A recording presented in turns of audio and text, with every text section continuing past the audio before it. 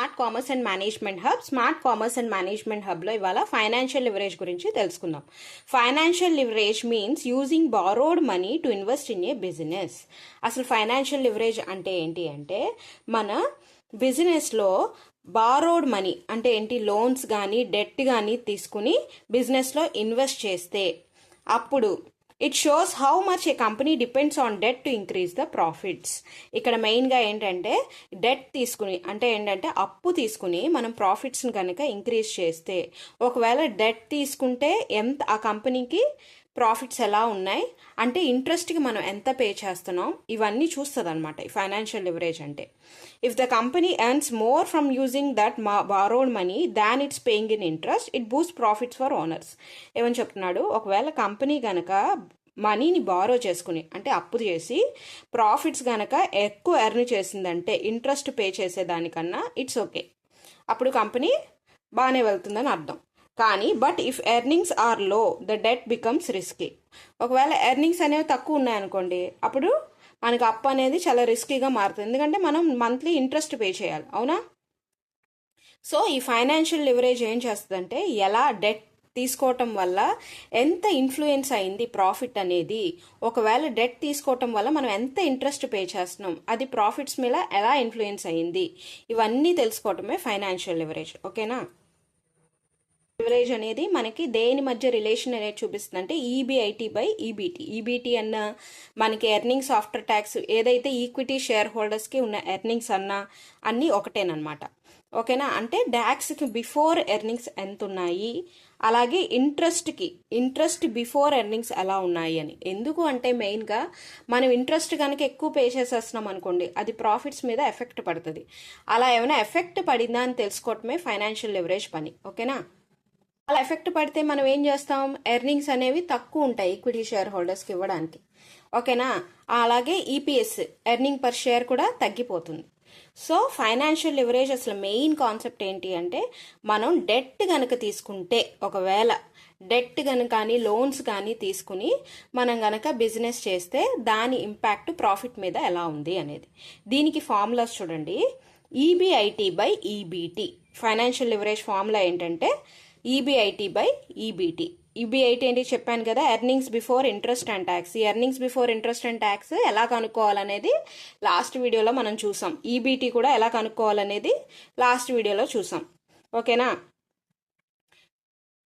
This ratio shows how sensitive the company's profit is to change in operating income due to interest cost.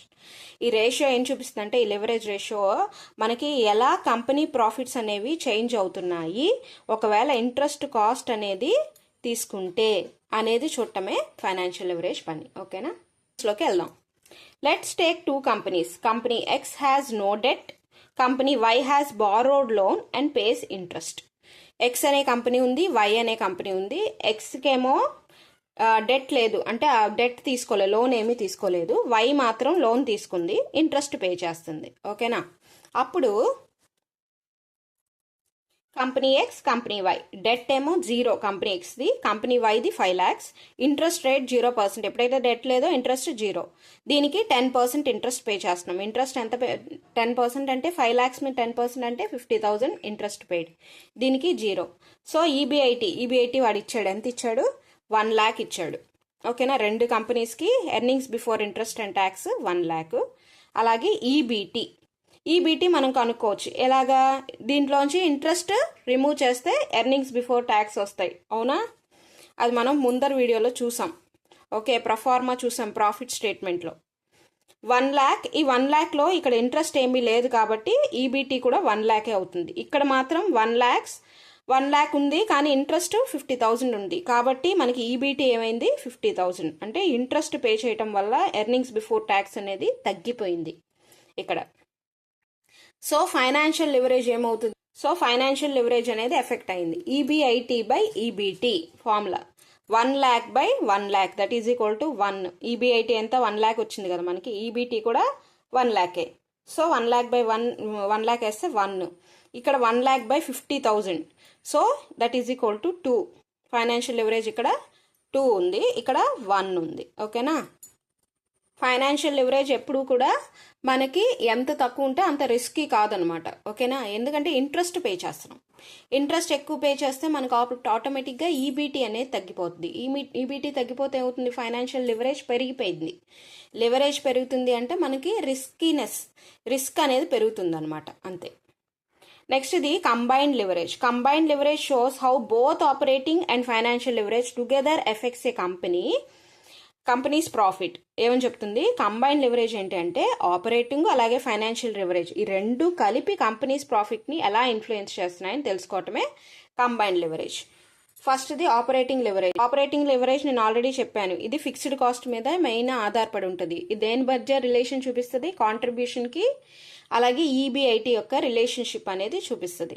అది మెయిన్గా fixed cost మీద ఆధారపడి ఉంటుంది. Operating leverage effect అనేది దాని effect fixed cost base మీద ఆధారపడి ఉంటుంది. ఫైనాన్షియల్ లివరేజ్ దేని మీద ఆధారపడి ఉంటుంది, ఇంట్రెస్ట్ ఆన్ లోన్ మీద ఆధారపడి ఉంటుంది ఫైనాన్షియల్ లివరేజ్. ఇవన్నీ చాలా ఇంపార్టెంట్, నేను కాన్సెప్చువల్గా చెప్తున్నాను. అందుకే ఏంటో ఫార్ములా చెప్పేసి జస్ట్ దాని మీద 10 సమ్ములు ప్రాక్టీస్ చేయించేసి అలా కాకుండా కాన్సెప్ట్ చెప్తున్నాను, ఓకేనా. ఎగ్జామ్లో మనకి చాలా సింపుల్గా అడుగుతున్నాడు ఏంటంటే కంబైన్డ్ లివరేజ్ అని చెప్పేసి ఆపరేటింగ్ లివరేజ్ ఫైనాన్షియల్ లివరేజ్ రెండు వాల్యూస్ ఇస్తున్నాడు, ఈబీఐటీ ఈబీటీ కాంట్రిబ్యూషన్ అలా ఇస్తున్నాడు. లేదంటే సేల్స్ వేరియబుల్ కాస్ట్ అలా ఇచ్చేసి అడుగుతున్నాడు, ఓకేనా. అప్పుడు మనం ఈజీగా కనుక్కోవచ్చు కదా, సేల్స్లోంచి వేరియబుల్ కాస్ట్ ఫిక్స్డ్ కాస్ట్ ఇస్తున్నాడు, దాన్ని బట్టి ఎలా కనుక్కోవాలో ప్రాఫిటబిలిటీ స్టేట్మెంట్ వేసాం కదా అలా కనుక్కోవాలి. కంబైన్డ్ లివరేజ్ ఫార్ములా ఏంటి, operating leverage into financial leverage. ఇక్కడ ఎగ్జాంపుల్ సమ్ చూద్దాం. ఇది 2024లో ఇచ్చిన ఎగ్జాంపులే నేను తీసుకున్నాను. Sales variable cost fixed cost interest on loan ఇచ్చాడు. Sales 5 lakhs, variable cost 3 lakhs, fixed cost 1 lakh, interest on loan 20,000. ఇప్పుడు మనం సేల్స్ ఎంత 5 lakhs, ఇందులోంచి వేరియబుల్ కాస్ట్ తీసేస్తే మనకు వచ్చేది కంట్రిబ్యూషన్. ఆల్రెడీ చెప్పాను 5 lakhs మైనస్ 3 lakhs 2 lakhs. అందులోంచి ఫిక్స్డ్ కాస్ట్ 1 lakh తీసేస్తే వచ్చింది EBIT, earnings before interest and tax, ఓకేనా. దీన్నే ప్రాఫిట్ అని కూడా అంటారు, కానీ ఇది ఇంట్రెస్ట్ ట్యాక్స్ పే చేసే బిఫోర్ వచ్చిన ఎర్నింగ్స్ అనమాట. దీనిలోంచి మనం ఇంట్రెస్ట్ పే చేస్తాం. ఇంట్రెస్ట్ ఎంత పే చేసాం 20,000 పే చేసాం. సో ఈబీటీ ఎంత అయింది అంటే 80,000 అవైలబిలిటీలో ఉంది. ఇప్పుడు మనకి ఈబీఐటీ తెలుసు, కంట్రిబ్యూషన్ తెలుసు, అలాగే ఈబీటీ తెలుసు. ఇంకా ఆపరేటింగ్ లివరేజ్ ఫైనాన్షియల్ లివరేజ్ కనుక్కోవచ్చు కదా. So combined leverage is equal to operating leverage into financial leverage. Operating leverage ఏంటి, contribution by EBIT. Operating leverage formula ఏంటి, కంట్రిబ్యూషన్ ఎంత 2 lakhs ఇచ్చాడు, అలాగే ఈబీఐటీ మనం కనుక్కున్నాం ఆల్రెడీ ఎంత 1 lakh. So 2 lakhs by 1 lakh that is equal to 2. అలాగే financial leverage EBIT by EBT formula. ఈ రెండు ఫార్ములాస్ చాలా important, contribution by EBIT, EBIT by EBT. EBIT ఏమో 1 lakh వచ్చింది, ఈబీటీ 80,000 వచ్చింది, ఓకేనా. ఇంట్రెస్ట్ లెస్ చేశాక 1 lakh by 80,000 that is equal to 1.25. So combined leverage ఎంత 2 ఇంటూ మనకు ఆపరేటింగ్ లివరేజ్ 2 వచ్చింది కదా 2, ఫైనాన్షియల్ లివరేజ్ ఎంత వచ్చింది 1.25. So 2 into 1.25 that is equal to 2.5 అనమాట. ఒక్కొక్కసారి కంబైన్ లివరేజ్ అడుగుతాడు, ఆపరేటింగ్ లివరేజ్ అడుగుతాడు, ఫైనాన్షియల్ లివరేజ్ అడుగుతాడు, ఏదైనా అడగచ్చు, ఓకేనా. సో కాబట్టి మీరు ఇలా ప్రిపేర్ అవ్వండి. ఇక్కడితో మనకి లివరేజెస్ అనేవి కంప్లీట్ అయ్యాయి. ఎవరైనా పార్ట్ 2 కనుక చూస్తుంటే ఫస్ట్ పార్ట్ 1 లివరేజ్ అంటే ఏంటి, లివరేజ్ టైప్స్, ఆపరేటింగ్ లివరేజ్ అన్నీ చెప్పాను. ఆ పార్ట్ అది చూసి అప్పుడు ఈ వీడియోకి రండి, లేకపోతే మీకు అర్థం కాదు, ఓకేనా. Okay, thanks for watching.